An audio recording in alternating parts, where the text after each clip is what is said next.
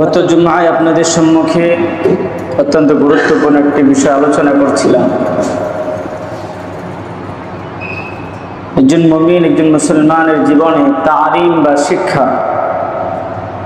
দ্বীনি শিক্ষা বা ধর্মীয় শিক্ষার গুরুত্ব কতটুকু, এবং এই দ্বীনি তালিমটাকেই ইলমে ওয়াহি বলা হয়। ইলমে ওয়াহি এটা কাকে বলা হয় সে ব্যাপারে আলোচনা হয়েছে। অর্থাৎ আল্লাহ রাব্বুল আলামিন উম্মতের হেদায়েতের লক্ষ্যে, মানুষের হেদায়েতের লক্ষ্যে যুগে যুগে অসংখ্য অগণিত নবী রাসূল প্রেরণ করেছেন এবং তাদেরকে আসমানি গ্রন্থ দান করেছেন। আল্লাহ রাব্বুল আলামিন জিবরাইল আলাইহিস সালাতু ওয়াস সালামের মাধ্যমে আম্বিয়া আলাইহিস সালাতু ওয়াস সালামকে যে শিক্ষা দিয়েছেন সেই শিক্ষার নামই হচ্ছে ইলমে ওয়াহি। সর্বশেষ আমাদের নবী বিশ্বনবী রাসূলুল্লাহ সাল্লাল্লাহু আলাইহি ওয়াসাল্লামের উপর কোরআন নাজিল করা হয়েছে। দ্বীনি জ্ঞান বা ধর্মীয় জ্ঞান অর্জন করার বড় উৎস বা মাধ্যম হচ্ছে আল কোরআনুল কারীম।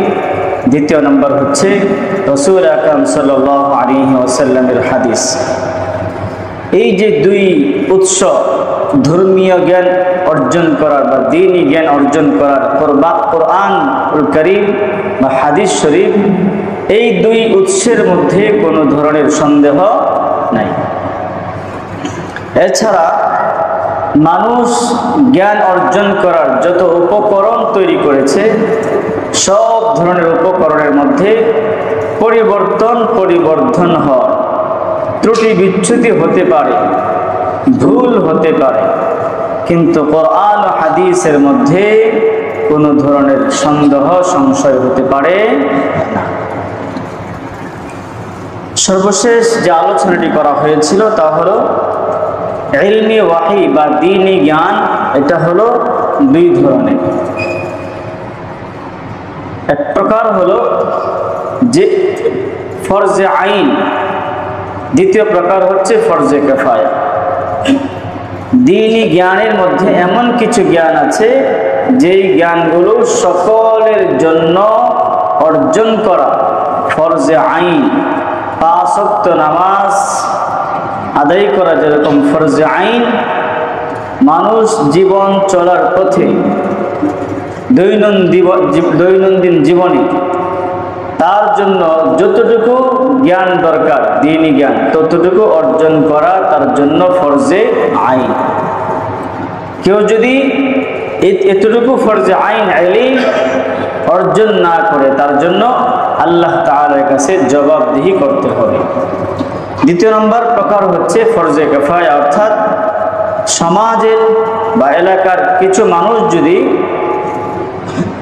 ধর্মের বা দ্বীনি জ্ঞানের সর্ববিষয়ে জ্ঞান অর্জন করে নেয় তাহলে সকলের উপর থেকেই আদায় হয়ে যাবে। আর যদি কেউই দ্বীনের সর্ববিষয়ে জ্ঞান অর্জন না করে তাহলে সকলের উপরেই এটার জন্য করতে হবে, জবাবদিহি করতে হবে।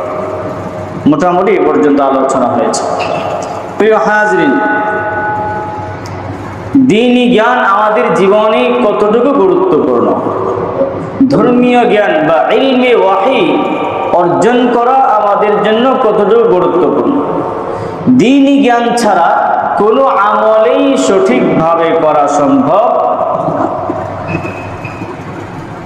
বরং কেউ যদি দ্বীনি জ্ঞান ছাড়া, ইলমে ওয়াহির জ্ঞান ছাড়া নামাজ পড়তে এসেছে কিন্তু নামাজের জ্ঞান নাই, তাহলে তার নামাজের মধ্যে নামাজটা যতটুকু সঠিকভাবে আদায় হবে বরং তার চেয়ে আরো বেশি কি হবে, ভুল। এই জন্য আবার নামাজ পড়া বাদ দেওয়া যাবে না।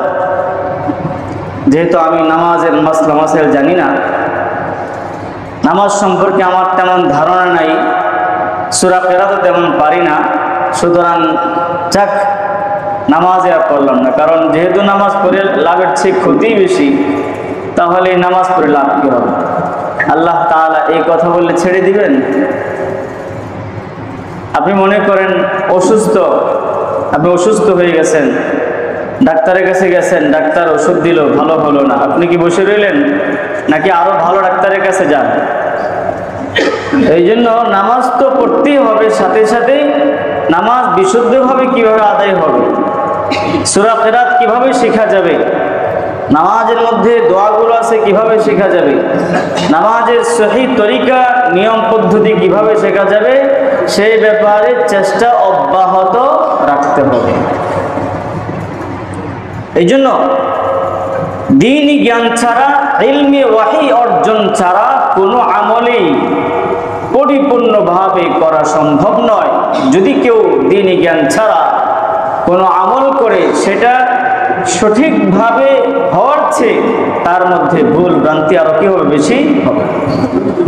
এই জন্য হযরত ওমর ইবনে আব্দুল আজিজ রাহমাতুল্লাহি আলাইহি বলেন, মান আমিলা আলা গায়রি ইলমিন মা ইয়াফসুদু আকসারু মিম্মা ইয়াসলুহু।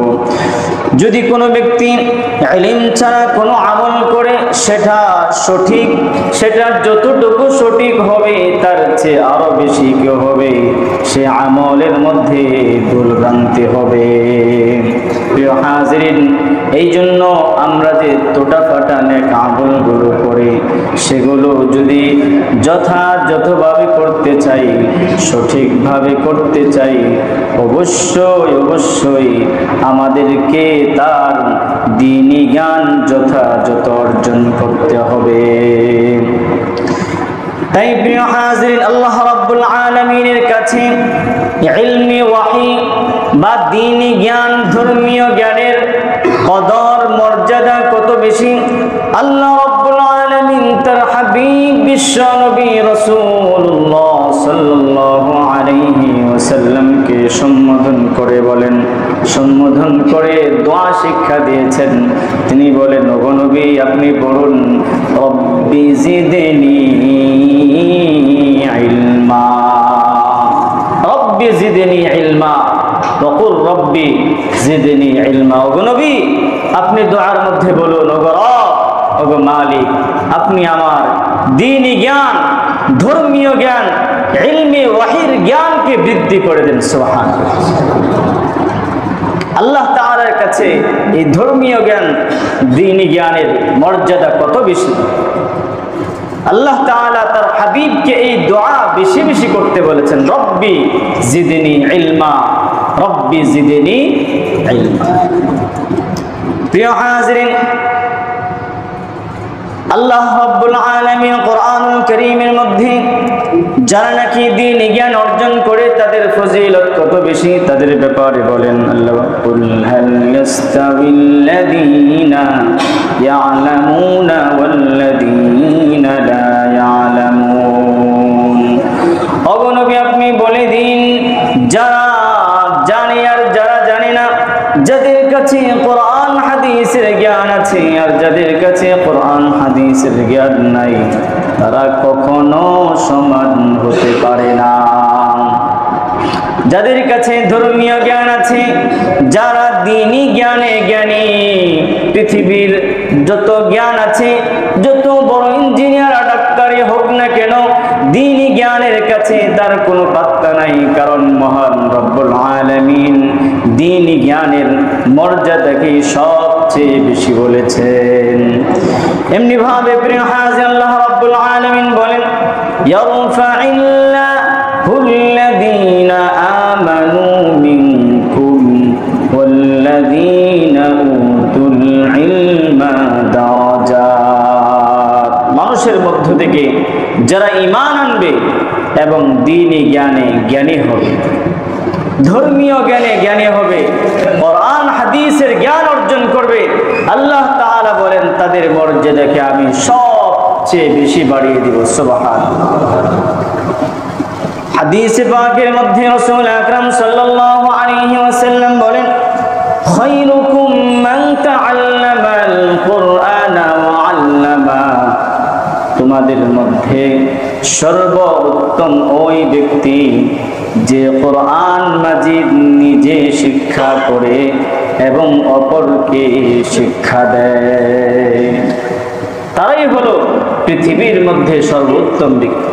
অথচ সমাজের মাঝে এদেরকে সবচেয়ে নিম্ন শ্রেণী মনে করা হয়, হুজুরদেরকে যারা কোরআন শেখায়। এজন্য দেখবেন কোরআন, বাচ্চাকে কোরআন পড়ায় তার জন্য 500-1000 টাকা দেয়, আর বাংলা ইংরেজি পড়াইলে 2000, 3000, 5000 টাকা দেয়। কারণ তার কাছে কোরআনের মর্যাদা কম না বেশি? ইংরেজি যিনি পড়ায় তিনিও 1 ঘন্টাই পড়ায়, আরবি যিনি পড়াচ্ছে তিনিও 1 ঘন্টা পড়াচ্ছে, কিন্তু কোরআনের ক্ষেত্রে তখন আমাদের মনটা ছোট হয়ে যায়। কোরআন পড়ালে এত টাকা লাগে, এটা তো এমনি হয়। এজন্য হয়তো 500 টাকায় হবে না, একেবারে যদি ফ্রি হতো আরো ভালো হতো। আর বাংলা ইংরেজি পড়াইতে গেলে তখন 2000, 3000 বলতে হয় না। স্যার কত টাকা? 3000 টাকায় হবে না? আচ্ছা স্যার সমস্যা নেই, আপনি এক ঘন্টায় দিয়েন, আপনাকে আমি 5000 টাকা দিব। তার কাছে এই দুনিয়ার জ্ঞানটা অনেক বেশি বড় হয়ে গেছে। অথচ আল্লাহ রাব্বুল আলামিন বলছেন কোরআনের জ্ঞানই সবচেয়ে বড় জ্ঞান। রাসূল বলছেন তোমাদের মধ্যে সর্বোত্তম ওই ব্যক্তি যে কোরআন শিক্ষা করে এবং অপরকে শিক্ষা দেয়। প্রিয় হাজিরিন, এমনি ভাবে আল্লাহর হাবিব সাল্লাল্লাহু আলাইহি ওয়াসাল্লাম বলেন মান সালাকা তরিকান ইয়ালতামিসু ফীহি ইলমান সাহহালাল্লাহু লাহু তরিকান ইলাল জান্নাহ। কোন ব্যক্তি যদি ইলমে দ্বীনি জ্ঞান, ধর্মীয় জ্ঞান, ইলমে ওয়াহী অর্জন করার জন্য কোন পথ পন্থা অবলম্বন করে, সে প্রতিদিন মসজিদে এসে আধা ঘন্টা সময় কোরআনের জ্ঞান অর্জন করার চেষ্টা করে, ধর্মীয় জ্ঞান অর্জন করার চেষ্টা করে, সারা দিনের মধ্যে 1 ঘন্টা নির্ধারণ করেছে, সে ধর্মীয় জ্ঞান অর্জন করার জন্য কিছু ধর্মীয় কিতাবাদি ক্রয় করেছে, সেগুলো সে পড়াশোনা করে, কারণ সে দ্বীনি জ্ঞান অর্জন করবে। রাসূলুল্লাহ সাল্লাল্লাহু আলাইহি ওয়াসাল্লাম বলেন কেউ যদি ধর্মীয় দ্বীনি জ্ঞান, ইলমে ওয়াহী অর্জন করার জন্য কোন পথ পন্থা অবলম্বন করে, আল্লাহ তাআলা তার জন্য জান্নাতের রাস্তাকে সহজ করে দিবেন। সুবহানাল্লাহ। এরপরে বিশ্বনবী রাসূলুল্লাহ সাল্লাল্লাহু আলাইহি ওয়াসাল্লাম বলেন মান খারাজা ফি তালাবিল ইলমি ফাহুয়া ফি সাবিলিল্লাহি হাত্তা ইয়ারজিআ। কোন ব্যক্তি যদি দ্বীনি জ্ঞান অর্জন করার জন্য, ইলমে ওয়াহী অর্জন করার জন্য ঘর থেকে বের হয়ে যায়, যতদিন পর্যন্ত সে এই ধর্মীয় জ্ঞান, দ্বীনি জ্ঞান অর্জন করার জন্য লেগে থাকবে, বাড়িতে না ফেরা পর্যন্ত সে আল্লাহর রাস্তায় আছে বলেই ধরা হবে। সুবহানাল্লাহ। প্রিয় হাজিরিন, আল্লাহর নবী সাল্লাল্লাহু আলাইহি ওয়াসাল্লাম বলেন 2 ব্যক্তি ব্যতীত অন্য কাহারও ব্যাপারে কাহারও সাথে হিংসা বা ঈর্ষা করা যাবে না। 1 নম্বর হলো ওই ব্যক্তি যাকে সম্পদ দেওয়া হয়েছে এবং সে সঠিকভাবে সেই সম্পদ ব্যয় করে, ন্যায়ের পথে ব্যয় করে। 2 নম্বর হলো ওই ব্যক্তি যাকে ইলমে দ্বীনি জ্ঞান দেওয়া হয়েছে এবং সে তা দিয়ে সঠিক বিচার করে মানুষকে দ্বীনি জ্ঞান শেখায়, কোরআনের জ্ঞান শেখায়। এই 2 ব্যক্তির ব্যাপারে ঈর্ষা করা যাবে। একজন মানুষ আল্লাহ তাআলা তাকে অনেক সম্পদ দিয়েছে, কিন্তু সে সম্পদের যথাযথ হক আদায় করে, যেখানে খরচ করার সেখানে খরচ করে, যাকাত, সদকাতুল ফিতর, দান সদকা সহ সবকিছু যথাযথভাবে দেয়। আরেক ব্যক্তি তাকে দেখে ঈর্ষা করে, আল্লাহ আমাকেও যদি আপনি এরকম সম্পদ দিতেন, আমিও তার মতো এরকম ভাবে আপনার রাস্তায় খরচ করতাম। সুবহানাল্লাহ। এই ব্যক্তির ব্যাপার সাথে ঈর্ষা করা যাবে। 2 নম্বর হলো ওই ব্যক্তি যাকে আল্লাহ তাআলা ধর্মীয় জ্ঞান দিয়েছেন, দ্বীনি জ্ঞান দিয়েছেন, আলেম বানিয়েছেন, সুতরাং সে তার মনে মনে ঈর্ষা জাগছে, আল্লাহ আমার ছেলেটাকেও যদি এরকম আলেম বানাতেন, তাহলে আমার ছেলেটাও যদি এরকম ভাবে মানুষকে দ্বীন শিখাইতো, কোরআন শিখাইতো, দ্বীনের কথা বুঝাইতো, মানুষকে হকের কথা বুঝাইতো, আল্লাহ আপনার পথে মানুষকে ডাকতো, এরকম যদি আমার সন্তানটাকে কবুল করতেন, আমাকে কবুল করতেন। এই 2 ব্যক্তির ব্যাপার একমাত্র ঈর্ষা করা যায়। এরপরে একদিন রাসূল আকরাম সাল্লাল্লাহু আলাইহি ওয়াসাল্লাম তার প্রিয়তম সাহাবী হযরত আবু যর গিফারি রাদিয়াল্লাহু তাআলা আনহুকে বললেন, হে আবু যর, কোরআনের একটি আয়াত শিক্ষা করা 100 রাকাত নফল নামাজ পড়ার চেয়ে উত্তম। সুবহানাল্লাহ।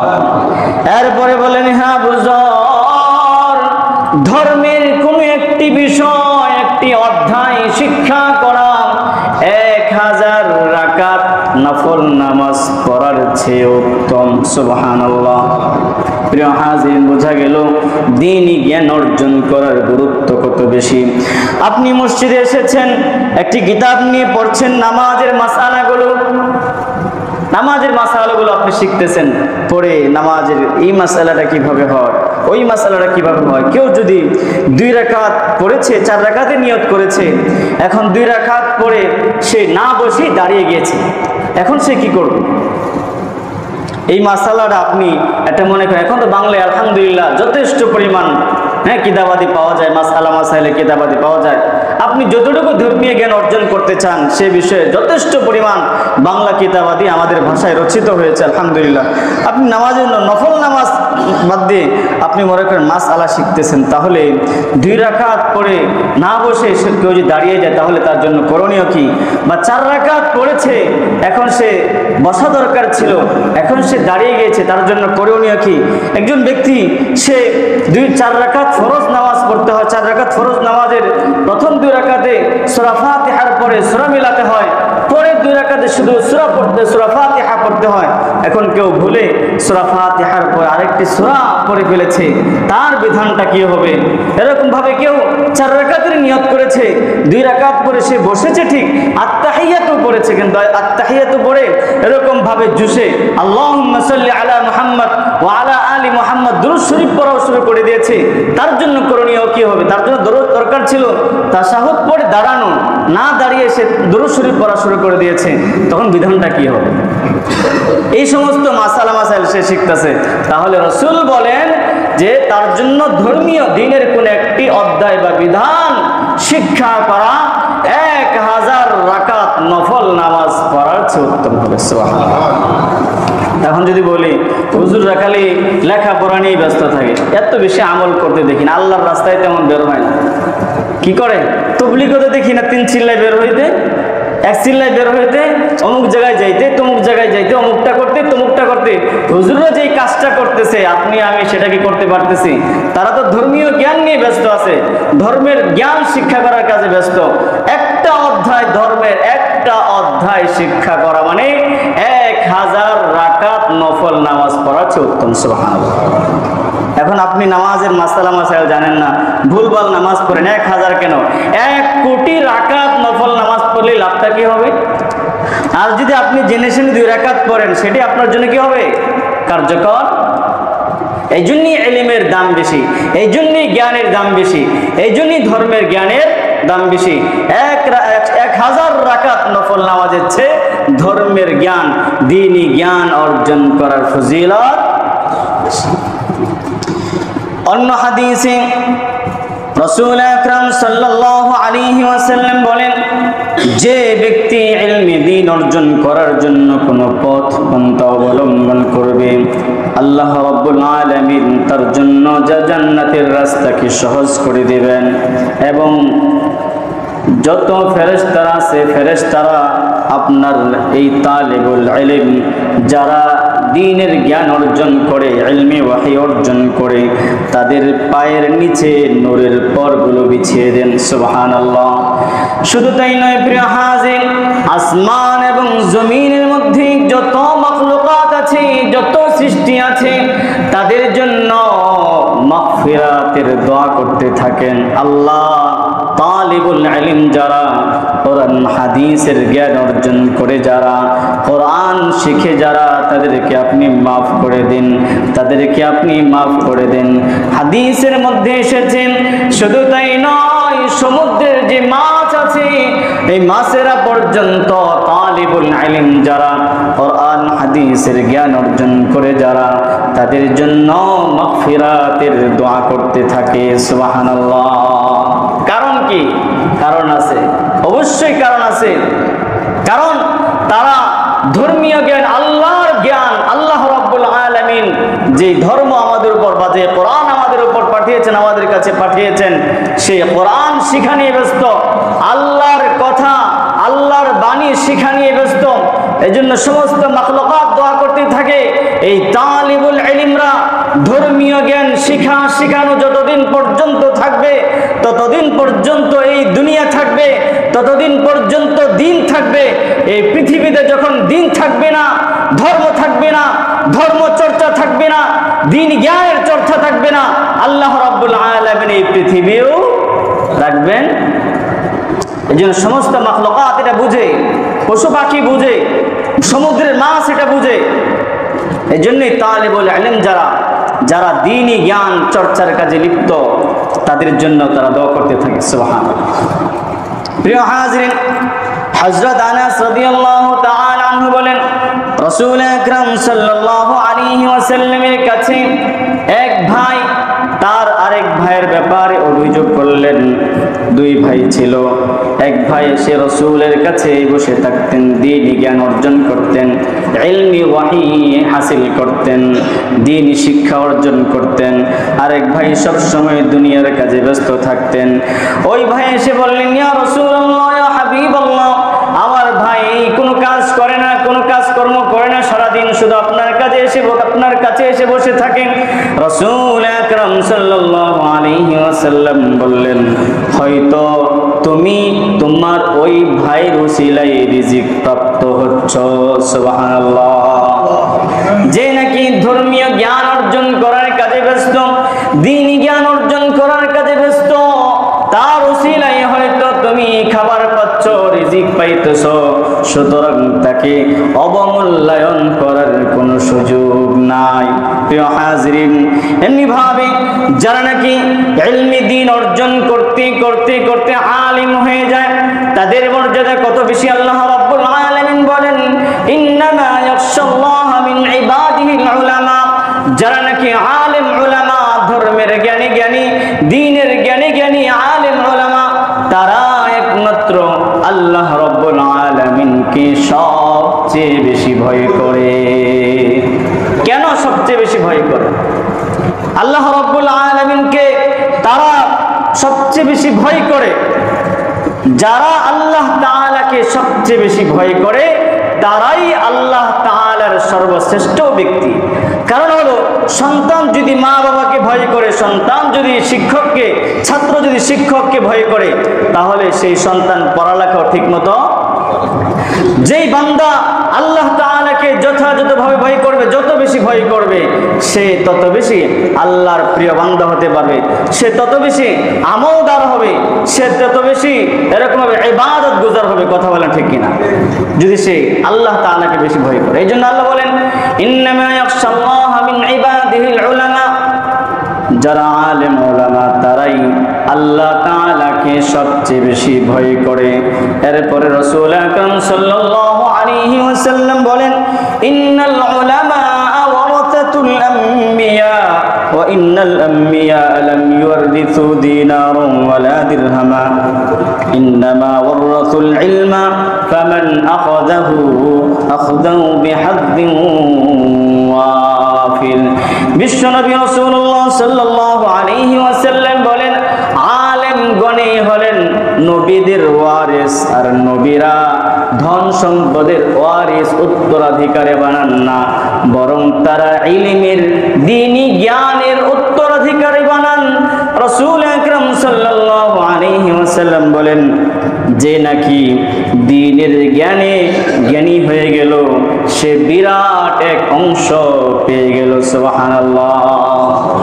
এই জন্য কখনো বড় বড় যারা দার্শনিক ছিলেন, দ্বীনের জ্ঞানী দার্শনিক ছিলেন, গবেষক ছিলেন, তারা যখন কোরআন হাদিস নিয়ে গবেষণা করতেন, কোন একটা মাসআলা বুঝতেন, তখন তারা বলতেন, ইয়া আইনাল মুলুক, ইয়া ইবনা আইনাল মুলুক, হে বাদশার ছেলেরা, কোথায় তোমরা?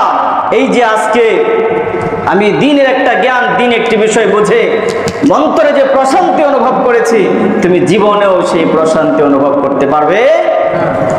হযরত আলী রাদিয়াল্লাহু তাআলা আনহু বলেন, রাদিনা ফিল কিসমাতি জাব্বার ফায়সালায় সন্তুষ্ট। কারণ হলো আল্লাহ রাব্বুল আলামিন আমাদেরকে ইলমি ওয়াহী দান করেছেন, দ্বীনি জ্ঞান দান করেছেন, আর অন্য যারা মূর্খ অনেক আছে দুনিয়ার সম্পদ দান করেছেন। আল্লাহ তাআলার এই বন্টনে আমরা সন্তুষ্ট, সুবহানাল্লাহ। কারণ পৃথিবীর সবচেয়ে মর্যাদার বস্তু হলো দ্বীনি জ্ঞান, ধর্মীয় জ্ঞান, ইলমি ওয়াহীর জ্ঞান, সুবহানাল্লাহ। প্রিয় হাজিরিন, রাসূল আকরাম সাল্লাল্লাহু আলাইহি ওয়াসাল্লামের দরবারে একদিন দুই ব্যক্তির ব্যাপারে আলোচনা হলো।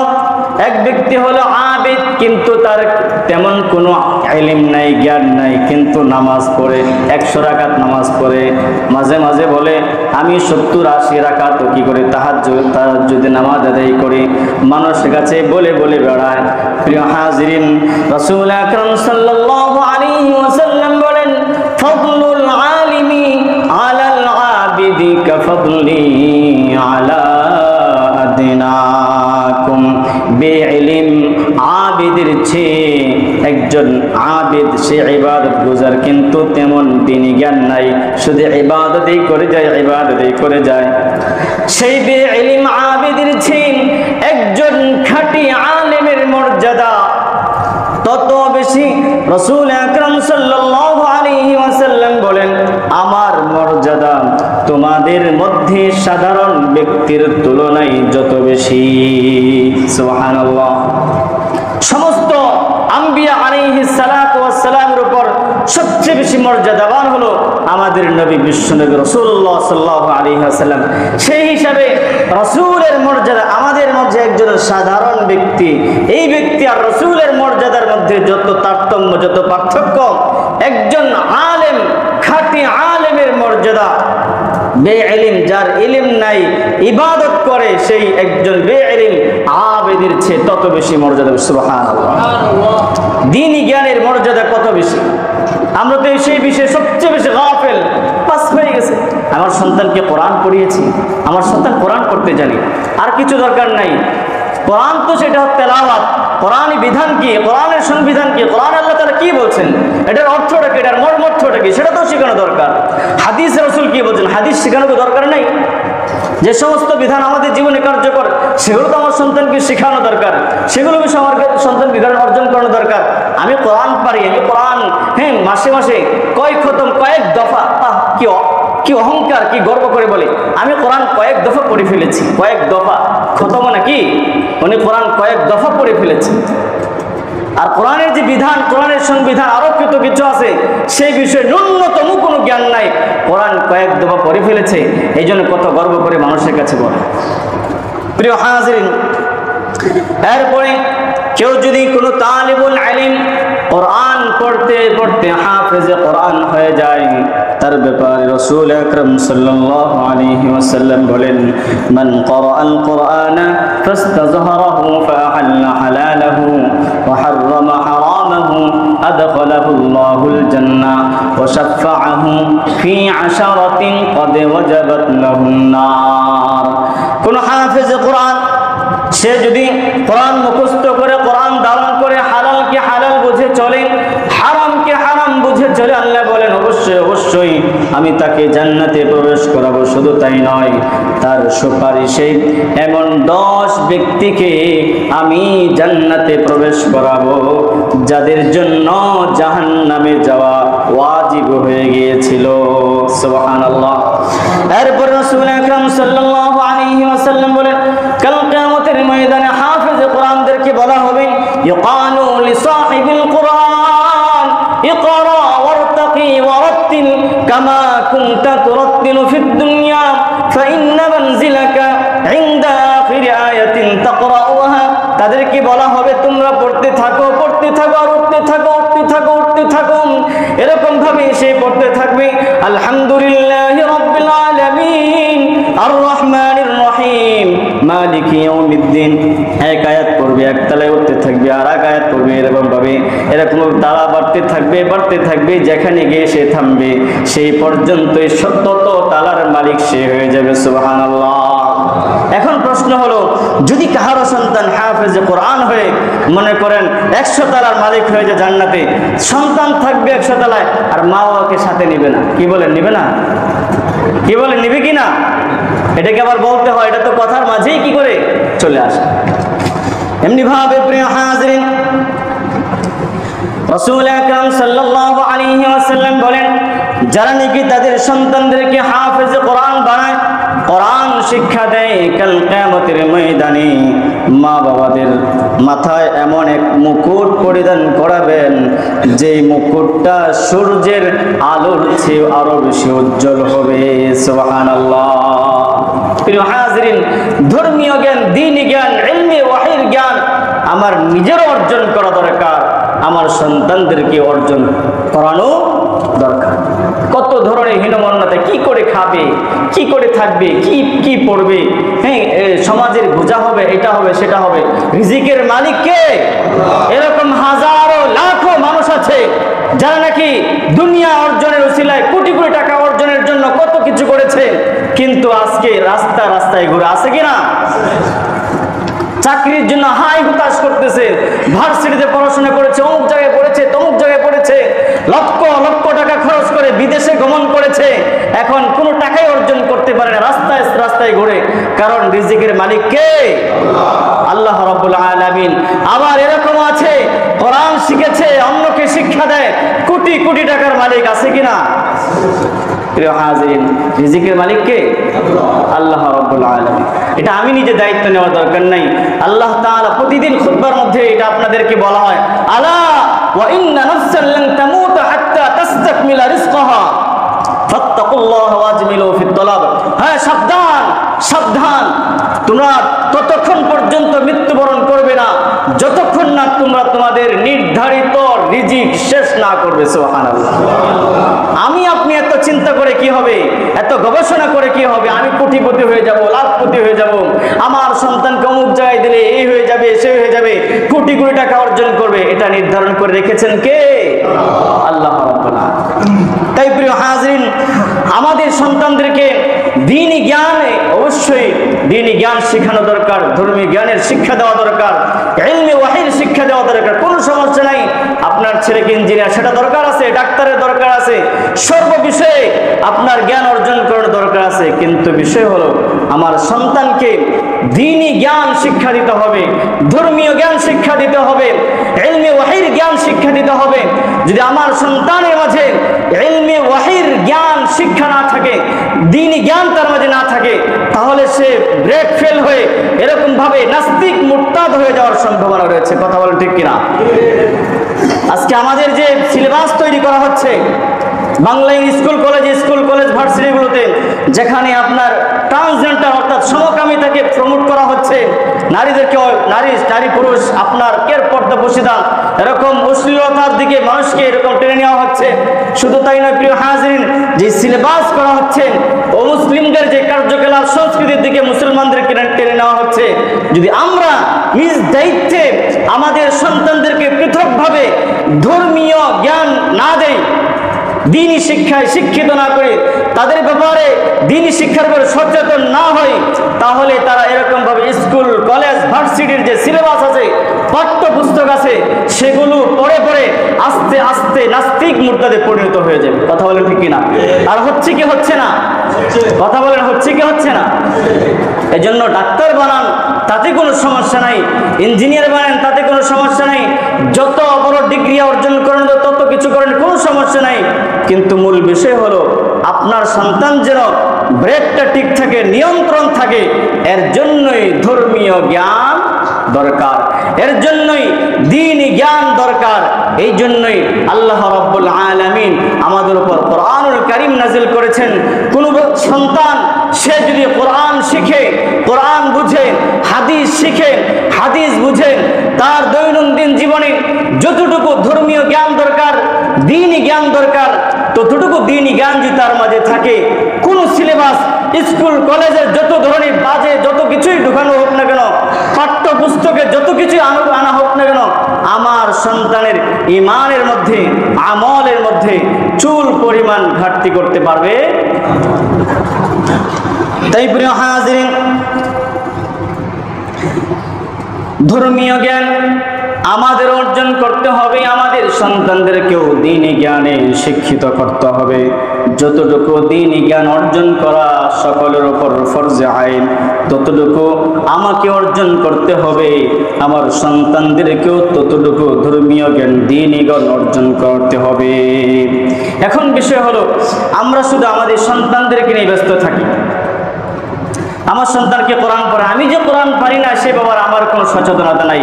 হ্যাঁ, আমি অনেক সময় অজুহাত পেশ করি, আমার বয়স হয়ে গেছে, আবার বয়স হয়ে যাওয়ার কারণে আমরা লজ্জা করতে থাকি। এই ব্যাপারে বুখারীর মধ্যে এসেছে, বয়সের কারণে দ্বীনি জ্ঞান অর্জন করার ব্যাপারে কোনো ধরনের অভিযোগ বা অজুহাত পেশ করা যাবে না।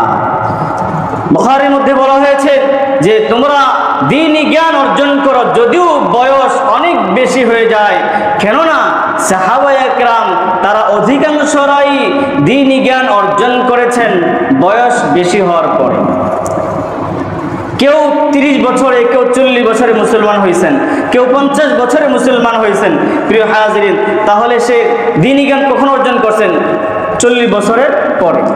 এখন আমি যদি মনে করি আমার 40 বছর হয়ে গেছে, 50 বছর হয়ে গেছে, আমার কি এখন কোরআন পড়ার সময় আছে? আমার কি এখন ধর্মীয় জ্ঞান অর্জন করার সময় আছে? অথচ সাহাবায়ে কেরাম ধর্মীয় জ্ঞান অর্জন করেছেন কতদিন পরে? 40 বছর, 50 বছর পরে। আমাদের মনে একটা সন্দেহ হতে পারে, তারা তো আরবি ভাষাভাষী ছিলেন, তারা তো অনেকগুলো সবই জানতেন। আচ্ছা, আমি আপনাকে প্রশ্ন করি, একজন মানুষ সে কোনোদিনও স্কুলে যায় নাই, সরাই আর রস্যই দীর্ঘ কিছুই তো পড়ে নাই, কোনোদিন পড়ে নাই, তাকে যদি আপনি বাংলা একটা বই দেন, সে রিডিং করতে পারবে? সে তো বাংলা ভাষাভাষী, সে পড়তে পারবে না কেন? ঠিক এরকম ভাবে আরবি ভাষাভাষী হয়ে গেলে যে সে কোরআনের জ্ঞানী ছিল এরকম তো কিছু না। সে দ্বীনি জ্ঞান অর্জন করেছে ইসলাম গ্রহণ করার পরে। এই জন্য বুখারীর মধ্যে এসে তোমরা দ্বীনি জ্ঞান অর্জন করো যদিও বয়স বেশি হয়ে যায়, কেননা সাহাবায়ে কেরামদের অধিকাংশরাই দ্বীনি জ্ঞান অর্জন করেছেন বয়স বেশি হওয়ার। দ্বিতীয় নম্বরে বলা হয়েছে লজ্জা করা যাবে না। কি করা যাবে না? ধর্মীয় জ্ঞান অর্জন করার ব্যাপারে লজ্জা করা যাবে না। এই ব্যাপারে বিখ্যাত তাবেঈ মুজাহিদ রাহমাতুল্লাহি আলাইহি বলেন, লা ইয়াতাআল্লামুল ইলমা মুস্তাহজিন ওয়ালা মুতাকাব্বিরিন। যারা অনর্থক লজ্জা করে এবং যারা অহংকারী হয় তারা দ্বীনি জ্ঞান অর্জন থেকে বঞ্চিত থাকে। এই জন্য দ্বীনি জ্ঞান শিখার, আমি হুজুরকে জিজ্ঞাসা করব, ও তো আমার ছোট, আমার সামনে আমার ভাতিজা এতদিন হাফ প্যান্ট পরে ঘুরেছে, আমি তাকে কুলে নিয়েছি, আমার ভাতিজার কাছে আমি মাসলা জিজ্ঞাসা করব, তার কাছ থেকে দিন শিখবো, এই ব্যাপারে লজ্জা করা যাবে? এটা লজ্জা না, এটা শয়তানের ধোঁকা। আপনাকে দ্বীনি জ্ঞান শিখাইতে চায় না শয়তান, এই জন্য মূলত লজ্জার সুরত ধরে আপনাকে এরকম দূরে সরায় রাখে। প্রিয় হাজিরিন, এই জন্য আমাদের জন্য করণীয় হলো আমরা যা জানি না তা অবশ্যই আমাদেরকে জানতে হবে। আল্লাহ তাআলা বলেন, ফাসআলু আহলাদ যিকরি ইন কুনতুম লা তা'লামুন। ফাসআলু আহলাদ যিকরি, তোমরা যা জানো না সেই ব্যাপারে যারা জানে তাদের কাছ থেকে জেনে নাও। এই ব্যাপারে হযরত আশরাফ আলী থানভী রাহমাতুল্লাহি আলাইহি যারা বয়স্ক আছেন, বয়স্কদের কোরআন শেখার ব্যাপারে বা ধর্মীয় জ্ঞান শেখার ব্যাপারে কয়েকটি পন্থা পদ্ধতি অবলম্বন করতে বলেছেন। এক নম্বর হলো কিছু নির্ভরযোগ্য ধর্মীয় কিতাবাদি ক্রয় করে রাখা, সময় মতো সেগুলো পড়াশোনা করা, এক নম্বর। দ্বিতীয় নম্বর হলো যদি নিজে পড়তে না জানি বা নিজে পড়তে জানি, আমার সন্তানাদি দিয়ে বা কাউকে দিয়ে পড়ান, আচ্ছা একটু পড়ো দেখি অমুক কিতাবটা, অমুক কিতাব একটু পড়ো তো, এরকমভাবে অন্যের মাধ্যমে ধর্মীয় জ্ঞান শেখার জন্য পড়ান। তৃতীয় নম্বর হলো ঘরের মধ্যে তালিমের ব্যবস্থা করা, ওলামা একরামদের পরামর্শক্রমে যে আমি ঘরের মধ্যে সবাই দ্বীনি জ্ঞান অর্জন করতে চাই, এই জন্য কোন বইগুলো পড়লে সবাই এরকমভাবে দৈনন্দিন জীবনে যতটুকু ইলম প্রয়োজন ততটুকু ইলম অর্জন করতে পারবে, কোন বইটা পড়লে ভালো হয়, এরকম একটা কিতাব বাসায় পড়াশোনা, সবাই একসাথে পড়াশোনা করা। চতুর্থ নাম্বার হলো হক্কানি ওলামা একরামদের ওয়াজ নসিহত শোনা, এর মাধ্যমেও আপনার কি হয় দ্বীনি জ্ঞান শিখা যায়, অর্জন করা যায়। পঞ্চম নম্বর হলো বিশেষজ্ঞ আলেমদের সুহবতে থাকা। আমি এমন এক মানুষ, আমার সাথে কোনো আলেমের কোনো সুসম্পর্ক নাই, একজন মানুষকে যদি ফোন করে একটা মাসালা জিজ্ঞাসা করব, আমার জীবনে এরকম কোনো আলেম না, আমি এরকম একজন মানুষই হইলাম, তাহলে আমি কেমন মুসলমান হইলাম? আমি মুসলমান, অথচ আমার ধর্মের জ্ঞানী একজন মানুষের সাথে আমার কি সুসম্পর্ক নাই, ভালো একটা সম্পর্ক নাই। মানুষের কাছে গর্ব করে বলতেও পারি না অমুক আলেমের সাথে, অমুক বড় একজন আলেমের সাথে আমার সুসম্পর্ক আছে, আমি বা অমুক একজন বড় আলেমকে আমি মহাব্বত করি, এরকম আমি গর্ব করেও বলতে পারি না। তাহলে আমি কেমন মুসলমান হব? এই জন্য প্রিয় হাজিরিন, সর্বাবস্থায় যে বিষয়টা সেটা হলো দ্বীন ইলমের সাথে, ইলমে ওয়াহির সাথে আমার সম্পর্ক যেন ঠিক থাকে। তাই হযরত আবু দারদা রাদিয়াল্লাহু তাআলা আনহু বলেন, কুন আলিমান আও মুতাআল্লিমান আও মুস্তামিআন আও মুহিব্বান আও মুতবাআন ওয়ালা তাকুনিল খামিসা। তিনি বলেন, কুন আলিমান, হয়তো তুমি আলেম হও, আও মুতাআল্লিমান, অথবা একজন আলিমের ছাত্র হও, অথবা আও মুহিব্বান, অথবা আলিমকে তুমি মুহাব্বতকারী হও, তুমি আলিমকে ভালোবাসো এরকম হও, অথবা আও মুতবিআন, একজন আলিম বিজ্ঞ একজন আমলদার আলিমের অনুসারী হও, ওয়ালা তাকুনিল খামিসা, এই চারটার বাইরে অর্থাৎ কোন আলেম বিদ্বেষী হয় না, তাহলে ফাতুহলিকা, তুমি ধ্বংস হয়ে যাবা, তুমি ধ্বংস হয়ে যাবে। প্রিয় হাজিরিন, এর জন্য শুধু এই যে দ্বীনি জ্ঞানের আলোচনা বললাম, ইলমে ওয়াহি, দ্বীনি জ্ঞান অর্জন করা, দ্বীনি জ্ঞান চর্চা করা, এটা শুধু আমার সন্তানের জন্য, আমাদের জন্য জরুরি। কথা বলেন, এটা কি আমাদের সন্তানের জন্য, আমাদের সকলের জন্য জরুরি? সকলের জন্য জরুরি। সন্তান হোক, আমার ছেলে মেয়ে হোক, আমি নিজে হই, যার জন্য যতটুকু প্রয়োজন ততটুকু জ্ঞান অর্জন করা দরকার। বিশেষ করে আমার সন্তানেদের যারা আছে তাদেরকে আমি যদি পারি আমার সন্তানদেরকে হাফেজ বানাই, আলেম বানাই, তাহলে আল্লাহ রাব্বুল আলামিন তাদের মাধ্যমে দুনিয়াতেও আমাকে সম্মান দান করবেন, আখিরাতেও সম্মান দান করবেন। প্রিয় হাজির, এতটুকু তো আপনাদেরকে গ্যারান্টির সাথে বলতে পারি, আপনি যদি আপনার সন্তানকে আলেম বানান, হাফেজ বানান, ধর্মের জ্ঞানী বানান, তাহলে অন্ততপক্ষে দুনিয়ার জমিনে আপনার সন্তানের কারণে মানুষের কাছে লাঞ্ছিত, অপমানিত, তুচ্ছ, তাচ্ছিল্য, হেয় প্রতিপন্নর কারণ হতে হবে না ইনশাআল্লাহ। প্রিয় হাজির, আপনি পড়ুন, আপনি আজকে নিউজগুলো পড়ুন, পত্রিকাগুলো পড়েন, দেখবেন যে লক্ষ লক্ষ কোটি টাকা, হাজার হাজার কোটি টাকা কারা বিদেশে পাচার করতেছে, দুর্নীতি কারা করতেছে, জুলুম কারা করতেছে, ডাকাতি কারা করতেছে, কলমের খুঁচায় হাজার হাজার কোটি টাকা ঘুষ আর সুদ বাণিজ্য কারা করতেছে। কোন একজন আলিমকে এই সমস্ত অপরাধের সাথে জড়িত পাবেন? যে কানাডায়, আমেরিকায়, লন্ডনে অমুক আলিমের 2টা বাড়ি আছে, 3টা গাড়ি আছে, এইটা আছে, সেইটা আছে। অনেক আলিমের তো বাড়ি থেকেও ভালো একটা বাড়ি পাবেন না, তার যে বাড়ি আছে বাড়ি থেকেও একটা বাড়ি পাবেন না, বিদেশ তো দূরের কথা। প্রিয় হাজিরিন, সুতরাং আপনার সন্তানকে আলেম বানান, দ্বীনের জ্ঞানী বানান, দুনিয়াতেও শান্তি পাবেন, আখিরাতেও শান্তি পাবেন, দুনিয়াতেও এরকম ভাবে সম্মান পাবেন, এই সন্তানদের ওসিলায় আখিরাতেও সম্মান পাবেন। এই জন্য রাসূল সাল্লাল্লাহু আলাইহি ওয়াসাল্লাম বলেন, ইদা মাতাল ইনসান, মানুষ যখন মৃত্যুবরণ করে তার আমলের সকল দরজাগুলো বন্ধ হয়ে যায়, কিন্তু 3টা এমন আমল এমন আছে যে আমলগুলো মৃত্যুর পরেও জারি থাকে। সব জারি থাকার মধ্যে একটা হলো, কেউ যদি তার সন্তানকে দ্বীনের জ্ঞানী বানায়, নেক সন্তান বানায়, বাবা মারা গেছে, বাবার কবরে শিওরে গিয়ে সূরা ইয়াসিন পড়ে, সূরা ওয়াকিয়া পড়ে, কোরআন কারীম তেলাওয়াত করে, মা বাবার নাজাতের জন্য, মুক্তির জন্য, জাহান্নাম থেকে মুক্তির জন্য দোয়া করে, সেই হলো এই ধরনের নেক সন্তান যদি কেউ রেখে যায়, মৃত্যুর পরও তার সব গাড়ি থাকে। সুবহানাল্লাহ। আল্লাহ রাব্বুল আলামিন আমাদেরকেও ধর্মের জ্ঞানী, দ্বীনের জ্ঞানী হওয়ার তৌফিক দান করুন, আমাদের সন্তানদেরকেও দ্বীনের জ্ঞানী বানানোর তৌফিক দান করুন। সকলে বলুন আমিন। ওয়া আখিরু দাওয়ানা আলহামদুলিল্লাহি রাব্বিল আলামিন। আমরা যারা ক্বাবলা জুমআ 4 রাকাত সালাত আদায় করে নেই, 4 রাকাত সালাত আদায় করুন।